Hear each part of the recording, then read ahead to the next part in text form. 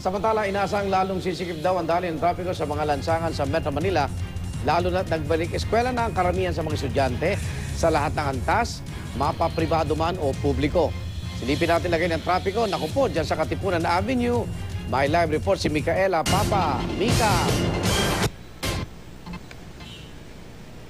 Yes, good morning at kaso baka masiwa ang morning kapag naipit sa traffic, kung kaya naman gising na mga kapuso dahil nagsisimula ng bumigat ang daloy ng mga sasakyan dito sa Katipunan Avenue sa parehong southbound at northbound lane. Kung makikita natin yung northbound lane, ako nagkakaroon na ng congestion dito sa bahagi ng exit ng Ateneo de Manila University. Pero may traffic, constable naman na nandyan, nakatoka dyan sa may exit para maayos yung daloy ng mga sasakyan. Pero pagkalagpas nga sa bahagi ngayon, nagkakaroon na naman ng pagsikip papuntang CP Garcia. Doon naman sa southbound lane ay tuloy-tuloy ang daloy ng mga sasakyan sa outermost lanes. Nagkakaroon lang ng pagbagal sa daloy ng mga sasakyan dito sa innermost lanes patungo dun sa U-turn papasok ng Ateneo de Manila University.